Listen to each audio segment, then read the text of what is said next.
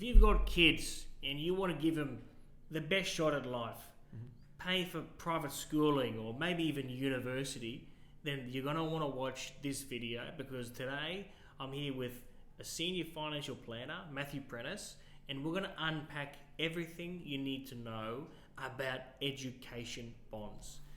Matt, thank you for coming in. Thanks, George. And let's talk.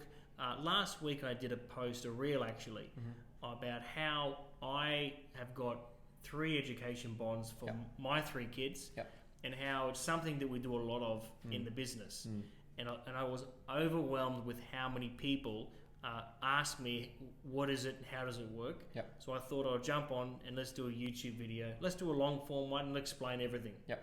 So I hand it to you. Nice. Well, we very much believe in what we do in Mad Life is you don't know what you don't know. So I think it's something that we teach a lot of our clients about. It's very, very simple. And the idea is it's easier to put a little bit of money away now for things like private school or university. And I think personally, one of the best head starts in life we can give our kids is the fact that they don't have a HECS debt, particularly when we're buying first properties, that sort of thing. So if we can do something now to help them, it's obviously a no-brainer. Yeah, even earlier on, right? So university is cool, but for those watching, they want to send kids to Villa, which is 12 grand a year. Loretto, 13, 14, Moreton Bay College, and they're having kids, or the kids are a couple of years old. They're thinking, how on earth am I going to be paying for these school fees? Now remember, that's after tax dollars. That's 12 grand after tax. For if they want to put them in grade 5 to grade 12, that's 8 years.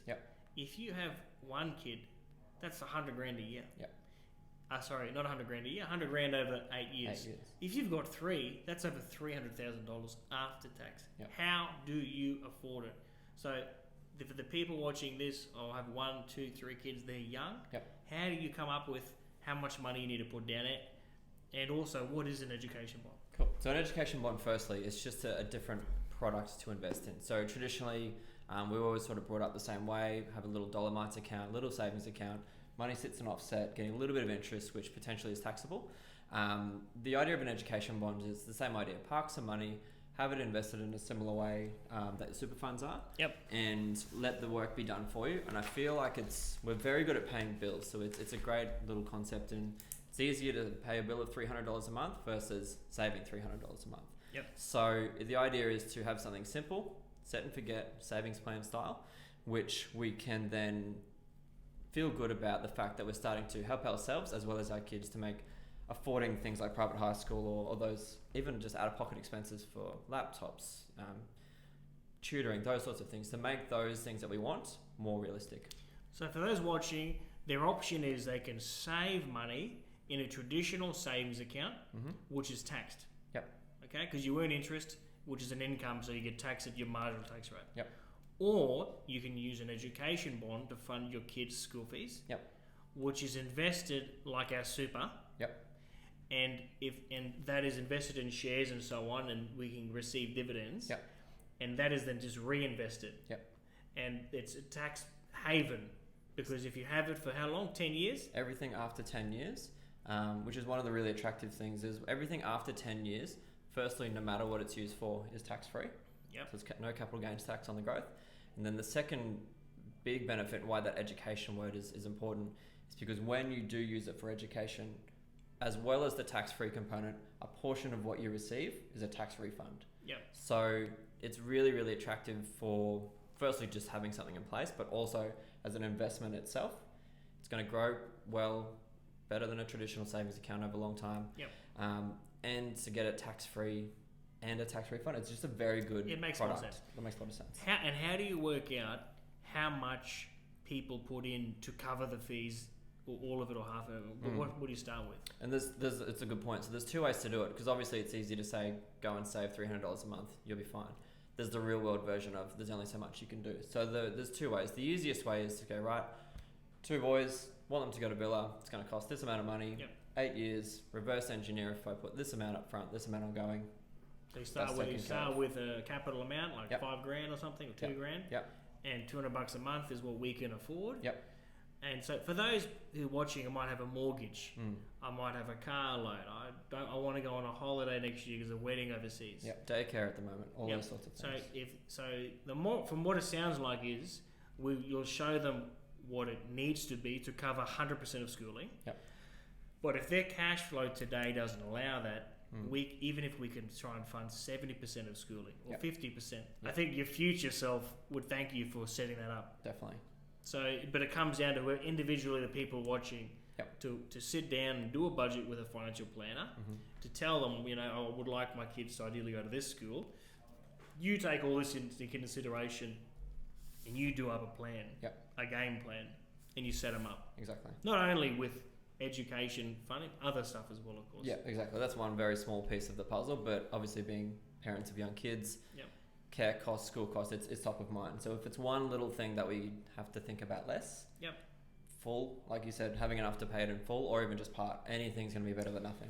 I mean, look, I myself 100% have this set up, and I've done it that'll fund all my kids' schooling, because although I'm making money now, I don't know what's around the corner. So even if I don't use the money for school, let's say that by the time my kids are in Villanova and Moreton Bay College, and I can afford the school fees myself, if I choose to keep that there, could I use that for their university? Yep. You can use it for, honestly, the answer is anything. You can use it for yourself, you can use it for university. So could I use it to pay for the house deposit? Yep. First car, first home deposit, schoolies trip, whatever, you name it, tax free. No, they're not going to schoolies. so if I don't use this education bond for the schooling because I have enough money when the time comes, hopefully, it can just continue sitting there and growing, and I can help. That can be a deposit for my kid's house. Yep, exactly right. Well, to me, guys, there you've got it. We've got Matt in here. I mean, your options are nothing, which means you're going to have to find the money when you want to send them to school, and I hope you've got it.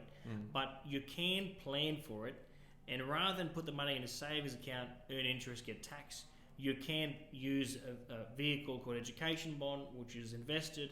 You normally start with a capital amount and a monthly direct debit like I've done, and you obviously don't just speculate. You talk to a professional, we work out what school, and we make a game plan and set it all up. How much does it usually cost to set things up like this? Usually there's a one-off advice fee from us, $1,000 to $2,000 as a one-off to do the full plan involved with that, and that's it.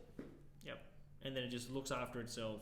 Set and forget. That's the beautiful part. It's such a simple thing. The feedback we get from clients who've had them for 1, 2, 3, 5 years, I can't believe how big it is. We just see the amount direct debit every month, and it's just becoming really big. So like with that, let's say I want to access mine now. So Georgina starts prep next year, and I want to use some of the funds to pay for Moreton Bay College. How do I use the fund to pay it? Do I email you? What do I do? Always use us as the gatekeeper. There's a number of different rules, tax considerations, boxes to tick, a bit of guidance on that, which is a good point. Ideally, you want to leave it for that 10 years growth, but they are accessible sooner than that. They're not locked away, which is sometimes a really big question we get. Like if it's good for 10 years, but if I need it, can I get it? You can. Always use us as the gatekeeper. We look at these things every day, so it's best to go through advice. So do I get the bill from the school and just email to you, say, Matt, please sort this out? It's, as you know, the tax system in Australia is a self-reporting system. So you would just come to me, say, Matt, I need to got a $2,000 invoice for the school fees, put the withdrawal form, send it to you, you sign it. Comes to you. And then I use that to pay. I understand. Exactly. Okay. Well, mate, I think that's probably cleared up everything that everyone needs to know about it. But again, if you're watching this and you've got more questions, please reach out to either myself or Matthew. You can leave a comment or you can give us a call. Our number is 073899 0009, and we can do this all over the country as I understand. Yep. If you're in Australia and you want to talk about it, please reach out. Thanks for watching.